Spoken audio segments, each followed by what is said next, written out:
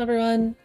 So there's a lot of things to buy in this game and a few different currencies, a lot of things in the shop. I'm just going to go through real quick and sort of tell you what's worth buying, what's not, what you should be saving your currency for, what your currency is good for, all that good stuff. Hopefully it will help enlighten you on like what you should be getting and what's helpful. Let's just get right into it.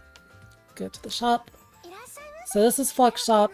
This is where you buy a lot of things with coal, shiny coins, gems, just various things. The first thing is this page, the monthly page. It refreshes once a month. You can see 6 days, start of February. This entire stock will refresh. And everything on this page uses coal. So coal as a currency, you're totally fine to just spend as much of it as you can. It's okay to go to 0 coal. It's fairly plentiful. You can replenish it fairly easily through the coal training dungeon. It's not a big deal to spend all of your coal. You don't have to save it. Now, as far as the things that are worth buying from this shop, there are some experience candy too. I have purchased them already, so you can't see them, but they're blue candy, like these ones, but blue.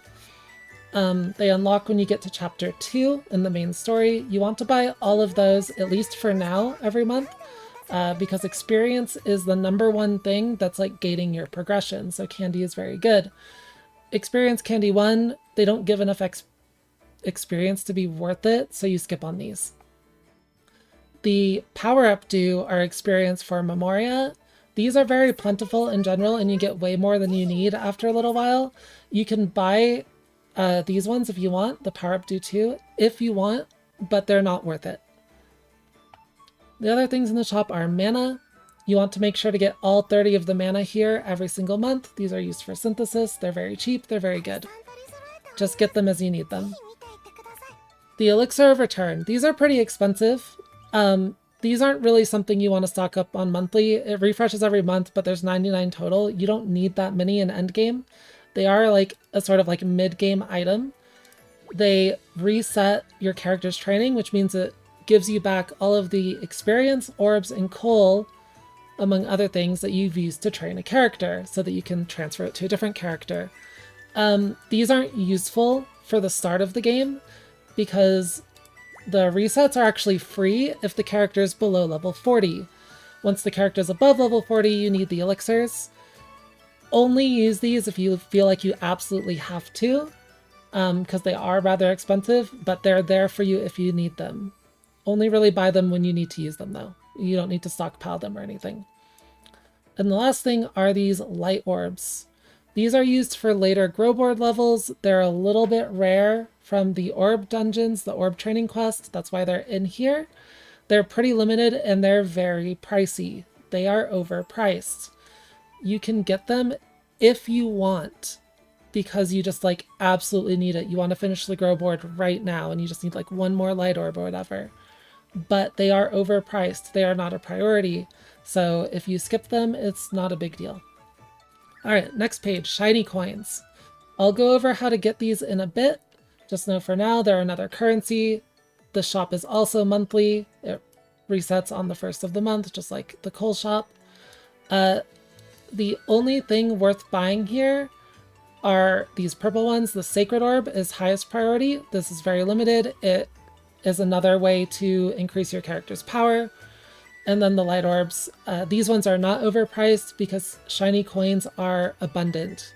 You get way too many of these to even realistically spend them all ever, unless you just want to buy these coal packages, which aren't really worth it. Everything else, all of these like other orbs are very abundant. You will have way too many of these, so it's not really worth buying these.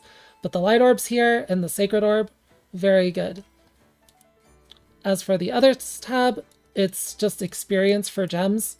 Even if you're a whale, this stuff is expensive. I don't recommend spending gems on these candies at all. These are basically for speedrunners, honestly. Like, if you literally don't care about your gems for anything, like, you can buy these, but they're not good. They're really not good. And then you have the memory crystal. This item is for limit breaking SSR memoria. It can be used on any SSR memoria from the Gacha. You can buy them once you have 10 of the fragments.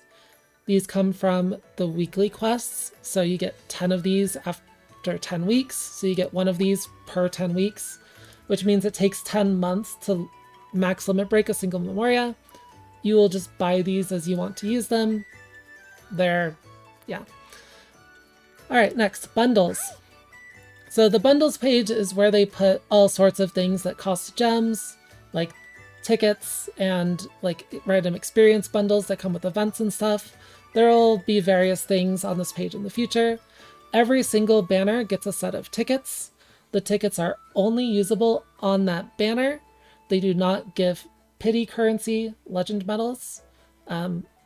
They are half price compared to a normal multi. So a Gacha multi is 3,000 gems and gets you 11 medals. The tickets are 1,500 gems for 10 pulls and get you no medals. So it's double the pulls, no medals, one time per banner. You cannot save these. You must use these on the banner that they are in the shop for. These are currently for the Release Celebration Legend Fest banner. If you buy them and do not use them, you lose them. So you cannot save them. Other than that, there are some bundles that are purchasable with paid gems that come in here. I already bought them, so you don't see them, but you can see it right here, the Start Dash packs. These are very good. When you complete the beginner and advanced missions on the home screen, these will pop up, and for 72 hours, you have the opportunity to purchase them. After that 72 hours, they will go away forever. If you are planning to spend any money on the game at all, these are the best value at the start of the game. I recommend buying them. These 50 candies right here are 1,000,000 total experience. They will get your party from level 25 to level 37. These cookies are 100 stamina each, so it's 3,000 stamina for these cookies, and it only costs 500 paid gems. That's very good. It's basically like $6 if you want to get all 3 Start Dash packs. Really, really good deal. Highly recommended. Just dropping the $6 and supporting the game. They speed up your progression a lot. Alright, the piece exchange. So the currency used here, the Wish Pyroxene, you get these for rolling duplicate characters in the Gacha. This currency is just a nice little bonus. Pieces are fairly easy to get in general. Like, getting pieces through the Peace Dungeon takes about 3 months to fully awaken a full team of 5 characters. So you will get 5-star characters every 3 months, or 4 months if you're not refreshing the Peace Dungeon with gems. So these pieces are just kind of a nice little thing if you want to accelerate a specific character's awakening progress. Generally, you can use them freely, or you can save them for a character you really like down the line. It doesn't really matter. They're not precious. You can see how there's 25 left. Once you buy these 25 pieces, it gets refreshed at a higher cost. So once you buy the first 25, it'll cost 2. The next 25, it'll cost 3 for each piece, up to a max of 5. So once you've bought a lot of pieces, it starts costing 5 per piece. It gets very expensive. But generally, just buying the first 25 and the second 25 for specific characters you like is usually a good idea. There's no reason to hoard these or anything. Alright, and wish medals. This is our pity shop. This is where you spark characters. Once you get 150 legend medals from rolling the Gacha, you can spark 1 character. I do not recommend sparking any of the characters currently in the shop. You should only use these on limited characters. So limited characters, every banner that releases from now on will be limited characters. They will not get added back to the permanent character pool. However, if it's like the JP server, you can spark any limited character at any time. So you don't have to worry about missing them. You will be able to spark them later. That might not be the case right away, but it will be in an update a few months down the line if it's not. So yeah, this is where you spark characters. All right. So how about the gacha? What on the gacha is worth rolling? Oh, the day reset while I was recording. That's fine. That's actually a little bit convenient. Okay, so currently for the release banner, there is this guaranteed 3-star pull for 3,000 paid gems. This is bait. It's not worth it. I don't recommend doing it. For 3,000 paid gems, you get a standard 10 draw multi and 1 guaranteed 3-star character separate from that. So you get 11 total rolls. One of them is a guaranteed 3-star. For 3,000 paid gems, later on in the game's lifespan, there are step-up banners, step-up limited banners, and 3,000 gems is how much it costs to get 30 total rolls for a limited banner. Limited characters are much more valuable than characters in the permanent pool, and it's just a lot more rolls. So even though there's no guaranteed 3-star, the chance at a limited character is worth a lot more than a guaranteed 3-star from the permanent pool, and it's just kind of expensive. This is bait. I don't recommend buying it. And it's kind of the same deal here. 1,500 gems for a 10x multi is fine, but I don't think it is worth spending gems on the release banner personally. Once we start getting limited banners, this is a pretty good deal if you want to spend on rolling the gacha. And it's the same thing here. This is the free version of the gacha. It's okay to spend your gems once it's limited. I don't recommend, after your rerolls, spending any gems on the release banner. However, you do get 1 free pull every single day. So you just want to come here every single day, click the free roll, and just, you know, take your free roll.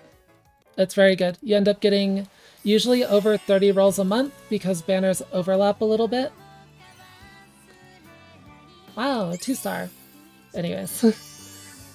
Banners overlap a little bit, so on average you get more than 30 free rolls a month if you roll these free rolls every day. It's very nice. It's very good for free to play. Your rolls really stack up.